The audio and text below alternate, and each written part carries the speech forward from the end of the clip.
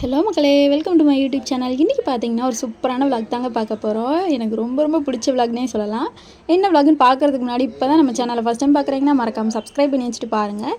இன்றைக்கி பார்த்தீங்கன்னா கிட்டத்தட்ட பார்த்தீங்கன்னா ஒரு 2 வாரத்துக்கு அப்புறம் பார்த்தீங்கன்னா பிரியாணி பண்ண போகிறோம். அதுவும் பார்த்தீங்கன்னா சிக்கன் பிரியாணி. எப்பயும் பார்த்தீங்கன்னா நார்மல் ரைஸில் தான் பண்ணுவோம். இன்றைக்கி பாஸ்மதி ரைஸில் ட்ரை பண்ணலாம் அப்படின்ட்டு பாஸ்மதி ரைஸும் பார்த்தீங்கன்னா அந்த பாக்கெட்டே வித்தியாசமாக இருந்துச்சுங்க. ஸோ ஆரம்பமே அமர்க்கலமாக இருக்கே அப்படிங்கிற மாதிரி தான் இருந்துச்சு. பட் எனக்கு ரொம்ப பிடிக்குங்க. இந்த பிரியாணி செய்யும் போது பார்த்தீங்கன்னா என்னோடய சந்தோஷத்தை சொல்லவே முடியாது. அந்தளவுக்கு ஹாப்பியாக இருப்பேன் நான்.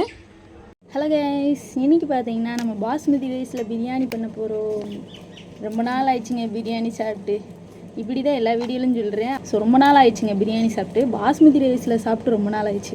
அதனால் இன்றைக்கி போய் பாஸ்மதி ரைஸ் வாங்கிட்டு வந்து நாங்களும் பிரியாணி பண்ண போகிறோமே. ஸோ எப்படி பண்ணுறதை நம்ம பார்க்கலாம். அதுக்கு தேவையானது என்னென்னு பார்த்தீங்கன்னா வழக்கம் போல் வெங்காயம், தக்காளி, பச்சை மிளகா. ஸோ இதை ஃபுல்லும் பார்த்தீங்கன்னா நம்ம கட் பண்ண போகிறோம். வாங்க கட் பண்ணலாமா? ஆல்ரெடி பார்த்தீங்கன்னா பிரியாணிக்கு தேவையானதே சிக்கன் தாங்க. ஸோ சிக்கன் இல்லாமல் பிரியாணி எப்படிங்க? அதனால் பார்த்தீங்கன்னா காலையில் என்னோடய தம்பி பார்த்தீங்கன்னா பொறுப்பாக சிக்கன் வாங்கிட்டு வந்துட்டான். சிக்கன் வாங்கவும் தான் எனக்கு சிக்கன் பிரியாணினே தெரியுங்க. எப்பயுமே பார்த்தீங்கன்னா ஞாயிற்றுக்கிழமை பண்ணுவோம். இன்றைக்கி பார்த்தீங்கன்னா சனிக்கிழமை பண்ணுறோமா.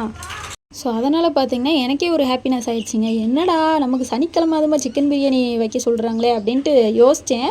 அதுக்கடுத்து பார்த்திங்கன்னா கேட்டதுக்கு ஞாயிற்றுக்கிழமை கேப்புங்க. திங்கக்கிழமை பார்த்திங்கன்னா கொஞ்சம் எங்கள் ஊர் சைடு பார்த்திங்கன்னா இந்த விரதம் பிடிக்கிறாங்க பூக்குழி இறங்குறதுக்கு. அதனால் பார்த்திங்கன்னா இப்போயே எல்லாமே சாப்பிட்டு முடிச்சு என்ஜாய் பண்ணிக்கோங்க அப்படிங்கிறதுக்காக சொல்லாமல் சொல்லியிருக்காங்க. ஸோ இது தெரியாமல் போச்சேடா அப்படிங்கிற மாதிரி தான் இருந்துச்சு. அதுக்கடுத்து பார்த்திங்கன்னா வெங்காயம், தக்காளி எல்லாத்தையும் வெட்டி ஒரு ஓரமாக வச்சாச்சு. இப்போ நம்ம சிக்கன் தான் வாஷ் பண்ண போகிறோம். ஒரு பவுலில் பார்த்திங்கன்னா நம்ம வாங்கிட்டு வந்த சிக்கன் எல்லாத்தையுமே போட்டுக்கலாம். என்னோடய தம்பி பார்த்திங்கன்னா ஃபுல்லு எலும்பாக வாங்கிட்டு வந்தாங்க. எனக்கு மனசே கஷ்டமாக போயிடுச்சு. ஸோ கொஞ்சம் சதையோடு இருந்துச்சுன்னா சாப்பிட்றதுக்கு கொஞ்சம் டேஸ்ட்டாக இருக்கும். ஃபுல்லாக பார்த்திங்கன்னா எலும்பாக வாங்கிட்டு வந்துட்டான். இவனை என்னத்தை சொல்ல அப்படிங்கிற மாதிரி தான் இருந்துச்சு. சரி போ அப்படின்ட்டு விட்டாச்சுங்க. இதுக்கடுத்து பார்த்திங்கன்னா நம்ம சிக்கனை எல்லாத்தையுமே குட்டி குட்டியாக அந்த சதையை மட்டும் தனியாக எடுத்து கட் பண்ணி வச்சுக்கலாம் அப்படின்ட்டு தான் இருந்துச்சு. எப்பயுமே பார்த்தீங்கன்னா சிக்கன் பிரியாணிக்கு கொஞ்சம் சதையோடையும் கொஞ்சம் எலும்போடையும் போட்டால் டேஸ்ட்டு நல்லாயிருக்கும். இவன் வாங்கிட்டு வந்து இது எல்லாமே எலும்பாக தாங்க இருந்துச்சு. இதை கட் பண்ணவங்களும் என்னோடய ஜீவனே போயிடுச்சு. அந்தளவுக்கு தான் இருந்துச்சு. எப்படியோ பார்த்தீங்கன்னா கஷ்டப்பட்டு கட் பண்ணியாச்சு. கட் பண்ணிவிட்டு பார்த்தீங்கன்னா இது இப்போ வாஷ் பண்ண போகிறோம். நம்ம கட் பண்ணதுக்கப்புறம் வாஷ் பண்ணுங்கள். ஏன்னா அப்போ தான் நமக்கு ஈஸியாக இருக்கும். ஸோ எது வேணுமோ அதை எடுத்து வச்சுக்கலாம். ஃபஸ்ட்டு எல்லாத்தையுமே நல்லா க்ளீன் பண்ணிக்கோங்க. 1க்கு 4 தடவை க்ளீன் பண்ணிவிட்டு ஃபைனலாக பார்த்தீங்கன்னா கொஞ்சம் மஞ்சள் பொடியை போட்டு க்ளீன் பண்ணிடுங்க. சிக்கனை பார்த்தீங்கன்னா நல்லா க்ளீன் பண்ணிட்டீங்கன்னா அதாங்க நல்லாயிருக்கும். இல்லைன்னா பார்த்தீங்கன்னா ஒரு மாதிரி கவுச்சி வாடை அடித்த மாதிரி இருக்கும்.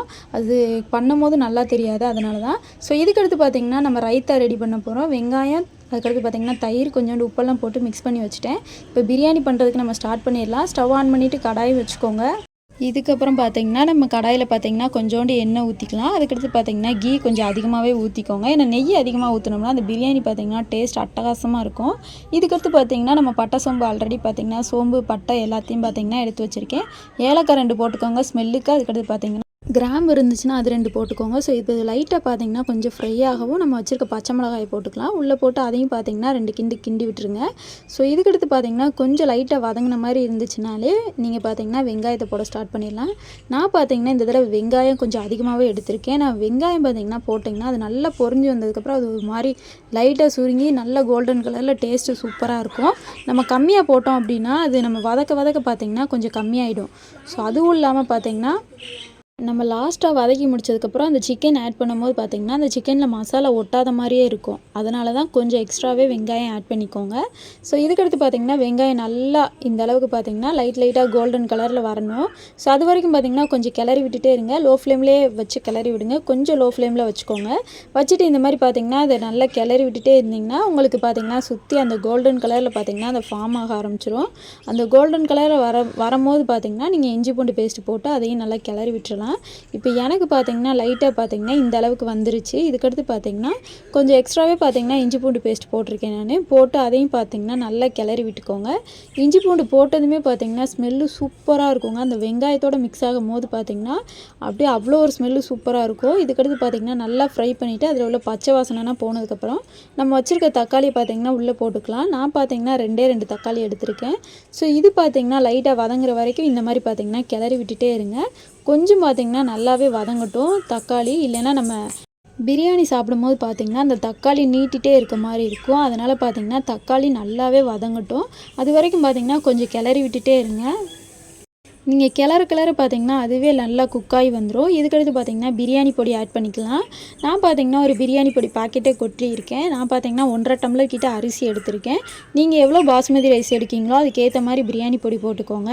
நான் 1.5 டம்ளருக்கு பார்த்தீங்கன்னா ஒரு 3/4 பொடி கிட்ட ஆட் பண்ணியிருக்கேன். அதுக்கடுத்து கொஞ்சோண்டு கறி மசால் பொடியும் ஆட் பண்ணியிருக்கேன். ஸோ இதுக்கடுத்து பார்த்தீங்கன்னா கல்லுப்பு இருந்துச்சுன்னா 1.5 ஸ்பூன் கிட்ட போட்டுக்கோங்க.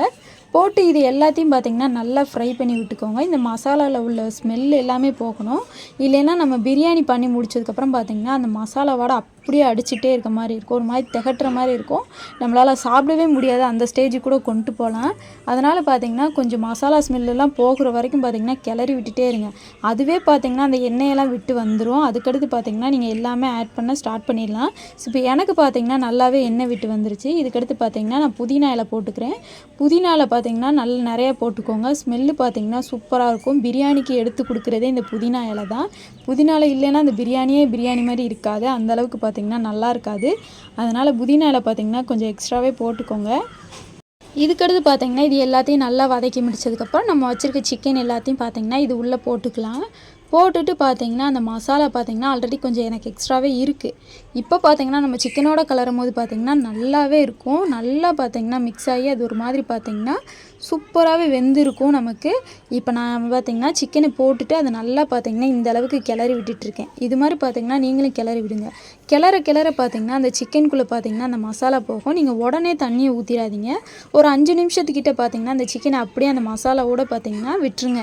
ஏன்னா அது லைட்டாக பார்த்தீங்கன்னா அந்த கொதிச்சு அது எண்ணெய் எல்லாமே பார்த்தீங்கன்னா ஒரு மாதிரி மிதந்து வர மாதிரி இருக்கும். பார்க்குறதுக்கும் நல்லா இருக்கும் நமக்கு. ஸோ அப்போயே நம்ம கொஞ்சம் லைட்டாக புரிஞ்சுக்கலாம். இதுக்கடுத்து பார்த்தீங்கன்னா லைட்டாக கொஞ்சோண்டு பார்த்தீங்கன்னா தயிர் இருந்துச்சுன்னா ஆட் பண்ணிக்கோங்க. உங்களுக்கு காரம் கூடுதலாக இருந்தால் கூட அந்த தயிர் பார்த்தீங்கன்னா எடுத்து விட்டுரும். அதனால் கொஞ்சம் தயிர் ஆட் பண்ணிவிட்டு நல்லா ஒரு 5 நிமிஷத்துக்கிட்ட பார்த்தீங்கன்னா அது வாடிக்கு கொதிக்க விட்டுருங்க. 5 நிமிஷம் பார்த்தீங்கன்னா நல்லாவே கொதிக்கட்டும். நமக்கு பார்த்தீங்கன்னா கறி நல்லா வேகணும். ஏன்னா அப்போ தான் பார்த்தீங்கன்னா டேஸ்ட்டாக இருக்கும். ஸோ அதனால் பார்த்தீங்கன்னா அப்படியே விட்டுருங்க. விடவுமே பார்த்தீங்கன்னா ஒரு 5 நிமிஷம் கழிச்சு இந்த மாதிரி தான் இருந்துச்சு. எனக்கு லைட்டாக பாருங்கள் அந்த எண்ணெயெல்லாம் விட்டு ஒரு மாதிரி பார்த்தீங்கன்னா சூப்பராக இருந்துச்சு. இதுக்கடுத்து பார்த்தீங்கன்னா 1 டம்ளர் மட்டும் தண்ணி ஊற்றிக்கோங்க. தண்ணி ஊற்றிட்டு நல்லா கொதிக்க விடுங்க. நல்லா பார்த்தீங்கன்னா அந்த சிக்கன் பார்த்தீங்கன்னா ஒரு 5 நிமிஷத்துக்கு நல்லாவே வேகட்டும். லைட்டாக பார்த்தீங்கன்னா கொஞ்சம் ஹை ஃப்ளேமில் வச்சுட்டு பார்த்தீங்கன்னா இந்த மாதிரி லைட்டாக கொதிக்க விடுங்க. இந்த கேப்பில் பார்த்தீங்கன்னா நம்ம அரிசியை பார்த்தீங்கன்னா ஊற வச்சுக்கலாம். பாஸ்மதி ரைஸை பார்த்தீங்கன்னா எப்போயுமே ஊற வச்சிடாதீங்க. ஏன்னா நமக்கு பார்த்தீங்கன்னா உடஞ்சிரும். அதுவும் இல்லாமல் உதிரியாக பார்த்தீங்கன்னா பிரியாணி வராது. அதுக்காக பார்த்தீங்கன்னா நீங்கள் எல்லாமே கிளறுனதுக்கப்புறம் நீங்களும் பார்த்தீங்கன்னா அரிசியை போட்டுக்கலாம். அரிசியை பார்த்தீங்கன்னா நல்லா க்ளீன் பண்ணி வச்சுக்கோங்க. நான் இன்றைக்கி எடுத்துருக்கிறது பார்த்தீங்கன்னா இந்த பாஸ்மதி ரைஸ் தான். பாக்கெட்டே பார்த்தீங்கன்னா அவ்வளோ அழகாக இருந்துச்சுங்க. எனக்கு ரொம்பவே பிடிச்சிருந்துச்சு இந்த பாக்கெட்டு. ஸோ இதுக்கடுத்து பார்த்தீங்கன்னா ஒரு பவுலில் பார்த்தீங்கன்னா நான் 1.5 டம்ளர் கிட்ட பார்த்தீங்கன்னா அரிசி போட்டுக்கிறேன். ஃபஸ்ட்டு 1 டம்ளர் போட்டு அதுக்கடுத்து பார்த்தீங்கன்னா ஒரு 1/2 டம்ளர் கிட்ட போட்டுக்கிட்டேன் நான். போட்டு 1க்கு 2 தடவை பார்த்தீங்கன்னா நல்லாவே கழுவி எடுத்துக்கோங்க. ஊற எதுவும் வைக்க வேணாம். ஏன்னா நான் முன்னாடி சொன்னது தான். அரிசி பார்த்தீங்கன்னா உடஞ்சிரும் நீங்கள் ஊற வச்சிங்கன்னா. அதை நல்லா 2 கழுவிட்டு அப்படியே விட்டிங்கன்னா அந்த ஈரப்பதத்திலே பார்த்தீங்கன்னா கொஞ்சம் நல்லாவே இதாயிரும். இப்போ எனக்கு பார்த்தீங்கன்னா இந்த சைட் சிக்கன் பார்த்தீங்கன்னா நல்லாவே கொதிச்சு வந்துருச்சு.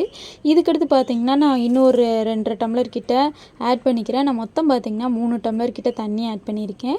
நீங்கள் எவ்வளோ தண்ணி ஆட் பண்ணுவீங்களோ அதுக்கேற்ற மாதிரி பார்த்துக்கோங்க. எவ்வளோ அரிசி எடுக்கிறீங்களோ அதுக்கேற்ற மாதிரியும் பார்த்துக்கோங்க. எனக்கு சிக்கன் பார்த்தீங்கன்னா நல்லா வேகணும். அதனால் பார்த்தீங்கன்னா நான் எப்போயுமே இந்த ப்ராசஸ் தான் பண்ணுவேன். இப்போ தண்ணியெலாம் ஊற்றுனதுக்கப்புறம் பாருங்கள் நல்லாவே கொதிச்சு வந்துருச்சு. இதுக்கடுத்து பார்த்தீங்கன்னா நம்ம வச்சுருக்க அரிசி எல்லாத்தையுமே நம்ம உள்ளே போட ஸ்டார்ட் பண்ணிடலாம். நான் பார்த்தீங்கன்னா பாஸ்மதி ரைஸ் இந்த அளவுக்கு தான் இருந்துச்சு. ஆல்ரெடி பார்த்தீங்கன்னா கழுவியே எனக்கு பார்த்தீங்கன்னா ஒரு மாதிரி உடையிற ஸ்டேஜுக்கு தான் இருந்துச்சு. அதனால் பார்த்தீங்கன்னா நீங்கள் ஊற மட்டும் வச்சிடாதீங்க. நான் தயவு செஞ்சு சொல்கிறேன்.